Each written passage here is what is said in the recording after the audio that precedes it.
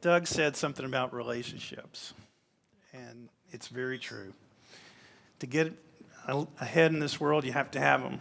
Ron, Suzanne, Doug, Mayor. And I can tell you this community is the most aligned ecosystem I have ever experienced. And I've done this twice in my career.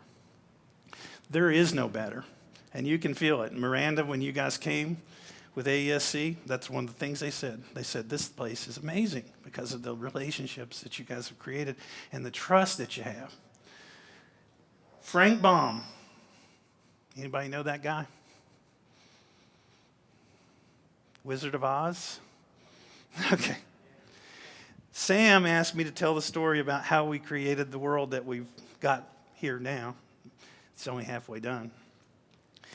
And I thought to myself, it was like literally living in the Wizard of Oz. Every character in there on display. And I had to interact with every single one of those characters, for good or bad. And I'm going to tell you a story, and I only have 15 minutes, and you're lucky that Sam only gave me 15 minutes because we'd be here a while. And I have to read this. This presentation is a work of fiction. Any names or characters, businesses or places, events or incidents are fictitious. Any resemblance to actual persons, living or dead, or actual events is purely coincidental. All right, don't edit that out. I like my Land Cruiser. So here we go. 2001, Kentucky woke up and realized there's such a thing as a knowledge-based economy. Until then, they didn't care. And we were behind. But they passed the Innovation Act of 2000. And they passed it in 2001. And it started a chain reaction, okay? They hired me. I won't go into my deep background. We don't have time. But they hired me in 2003. And I was just coming off a dot-com thing. And they asked me to create a place where tech companies would come and would stay in Bowling Green. That was the challenge. Well, I can tell you the only thing I knew about economic development was how to lose a company from Bowling Green to Nashville, because that's what happened during my episode. So I just took that experience at the board level where I lost the argument, and I just started adding things to Bowling Green that would keep me here. It was that simple, Evelyn. And boy, it started working. So I found myself in an old, dilapidated mall. And this place, I mean, Terrence, you weren't wrong. This thing had ceilings falling down, mold, asbestos, rats running around. It was untenable. The only tenants we had was Big Lots, kind of low-end retail, 51,000 square feet. We had Dollar General out front there. Before Dollar General was cool. Now it's great. I'd like to have them. And then Pro Systems put a call center in, okay, low-end call center. That's not Center for Research and Development kind of stuff, okay? And then they asked me, buddy, hey, bring tech companies into that. And I was like, yeah. Okay. So the Wizard of Oz himself, my boss at the state, who was paying my salary, came up with a set of rules, Dub. And he said, this is the way you're going to do it. And I looked at those rules and I said, I don't think you could do it in Lexington and Louisville, but you're certainly not doing that. We're not doing that in Bowling Green. So I went up to the Oz. And by the way, that yellow brick road starts north of E-Town. Okay, the rest of it's tar. And I asked him, I said, look, this is not going to work. I'm going to fail.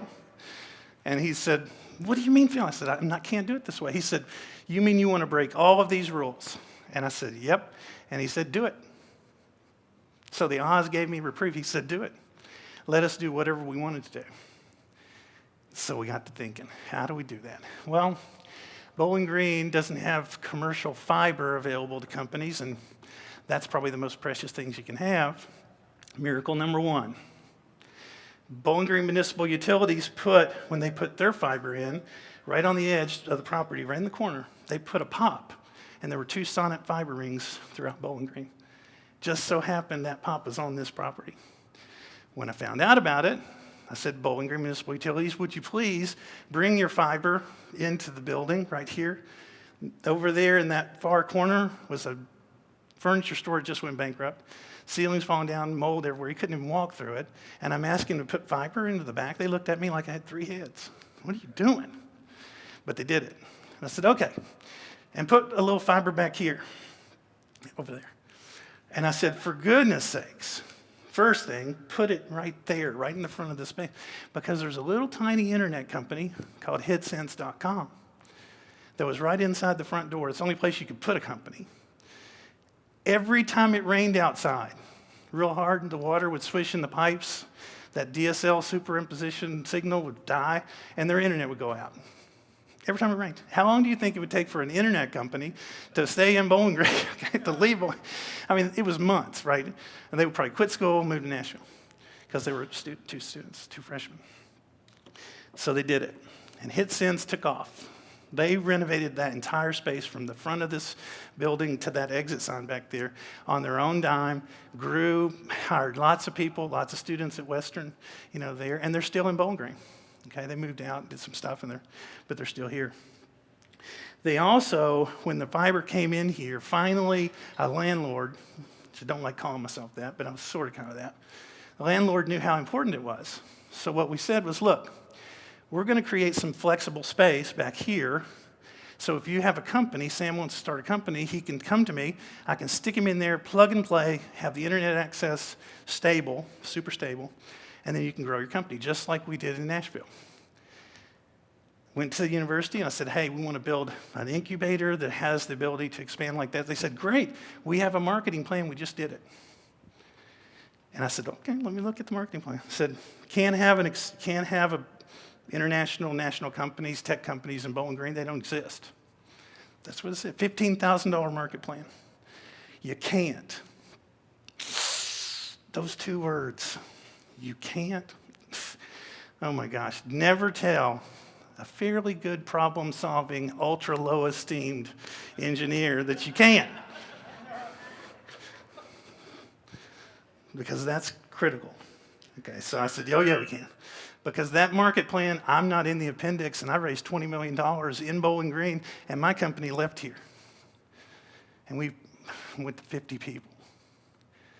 So I knew we could. I asked the president of the university, I said, please let me try this. We're going to call it an accelerator, because if I said incubator, Ron, to anybody outside of here, they'd say, it's mom and pop flower shops. It's an incubator. But we wouldn't let any company come into that space back there unless they had a national or international market, like mine, okay? And we killed it. I mean, the accelerator that couldn't happen is 75,000 square feet now, and it's almost completely full. Hundreds of companies. Heck, 2008 was our best year. People are jumping out of buildings. Stuff. This, speaking of the diversity economy, I mean, that's when companies get lay off people, really, really good people, all of a sudden get entrepreneurial, and boom, they start coming in there. You could start a company in 300 square feet, grow to 600, 1,200, 2,400, plug and play, and it was working. Justin, you'd start your company here if you were here. I would. So it worked. So the Wizard of Oz, right, did us a big favor by letting us figure out how to do what we wanted to do here, okay? And we did it. The problem is, I'm not sure it's reproducible. Folks have asked me, how do you take an old mall like this and build a world elsewhere? And I'll be honest, I've thought about it. Sam's talked about it. I've talked with Jeff Hook. And I honestly believe it goes back to that kind of problem-solving, ultra-low self-esteemed protagonist. You got to get somebody. It's not about the money. It's not about all of the things that you might read in books about incubators and so forth. It's about just figuring it out on the ground. And that's really been my story. I'm not an academic. I don't try to do best practices. I don't tell you what you should do or what you shouldn't do. I just only tell you what we did and what it worked. And the truth is, you got to jump in, Think of your world, like Dr. Jenkins said, dream it up, make it real. By the way, that's HitSense tagline, dream it real, right? And they started there. And that's it, dream it. It doesn't even have to be, it can be big dreams. But Terrence, you were exactly right. Civic imagination, if you read all the material from Henry, it's not just about imagining it, it's about motion, putting it into motion. And that's kind of tough. And you might not know what you're doing until you get into it. But Sam knows. There's only one way to really know, and that's to start. And that's what we do here. What you're seeing from this right here is version 2.0 of the Innovation Campus. That's what we call it now. 1.0 was a smoldering mess. By the way, on the other side downtown, they tried an incubator a long time ago. It failed because it was full of bureaucrats. They were just career people. You know, I came into it in 2.0, which was when this thing was dilapidated, as a kind of the Peace Corps. You know, I was given 2 years of Peace Corps, duty, and then I'm going back to start tech companies. And I fell in love with it. I spent 7 years here, and the place got to 2.0. When I left, that passion of kind of outside folks that sort of fell off a little bit. The place is in great shape. Jeff Hook back there is in charge of that. But the programs and the passion from the community and all of that stuff started to fade a little bit, okay? And for one thing, we were successful. I mean, the revenues here, things were clean.